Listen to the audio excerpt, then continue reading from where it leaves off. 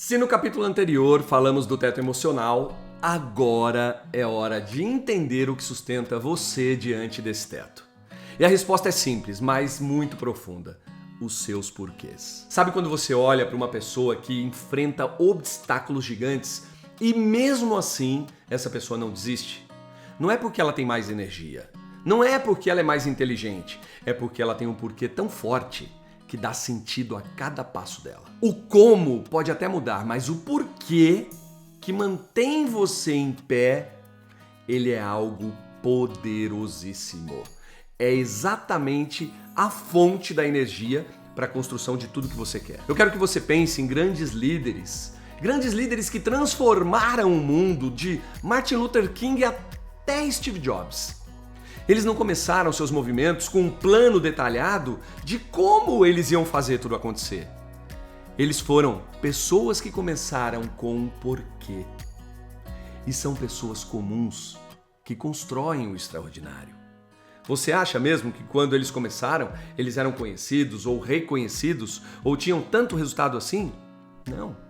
Eles eram pessoas que se alinharam na direção dos seus porquês e gastaram a energia necessária para que pudessem chegar onde chegaram. Luther King, ele não disse eu tenho um plano.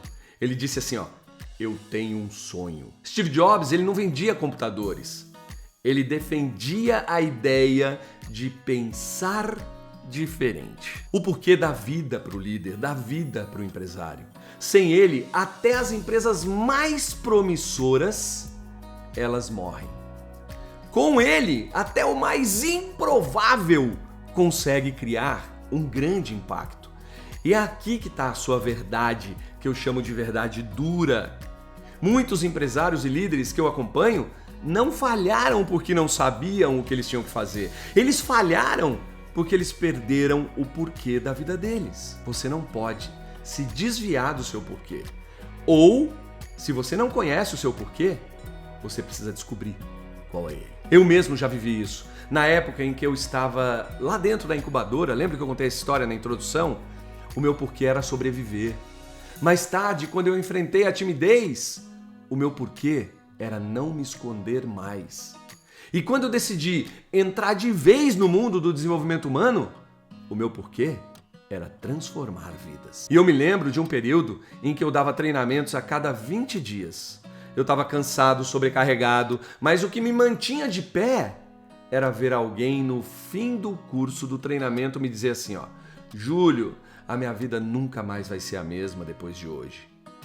Esse era o meu porquê. E quando ele ficava mais claro na minha mente, todo aquele esforço difícil, todo aquele problema que eu vivia, começava a valer a pena de novo. E tudo isso foi se alinhando cada vez mais rápido.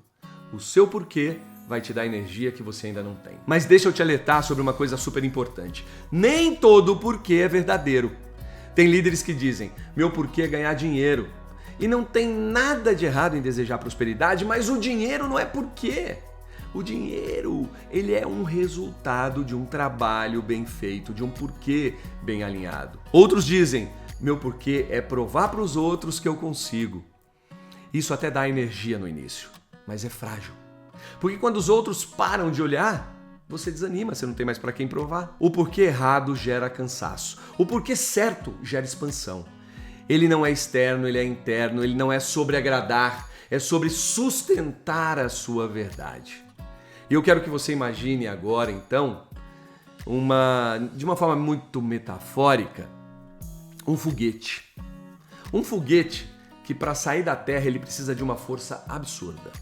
Essa força vem do combustível que ele tem. O porquê é o seu combustível.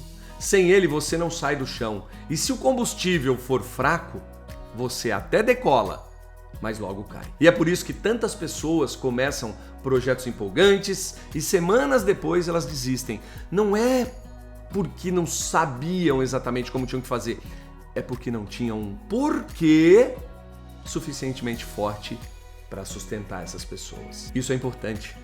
Você precisa abrir os olhos.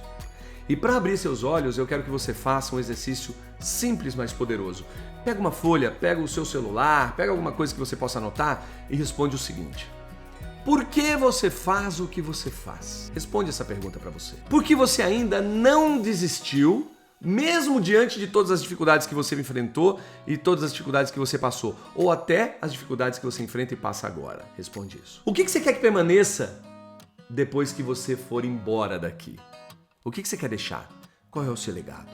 Escreve o seu legado. Essas respostas aqui, elas vão mostrar para você que você está movido por um combustível forte ou, dependendo da resposta, que você está achando que o seu combustível é esse, mas ele é fraco. E não precisa se preocupar, tá? Se o seu porquê ainda não está tão claro para você, que acontece isso com muitos líderes, muitos empresários, nos próximos capítulos eu vou destravar isso com você. Eu vou te ajudar nesse caminho. O teto, ele nunca foi o limite para você, tá? Mas só atravessa o teto quem tem um porquê forte o bastante para sustentar a caminhada que está executando. Então é exatamente no porquê que eu quero que você alinhe. No próximo capítulo nós vamos falar sobre a sua programação mental. Você vai descobrir que seu cérebro não foi programado para o sucesso. Você vai descobrir que seu cérebro foi programado apenas para sobreviver. E é aí que começa a grande reprogramação. Acelera.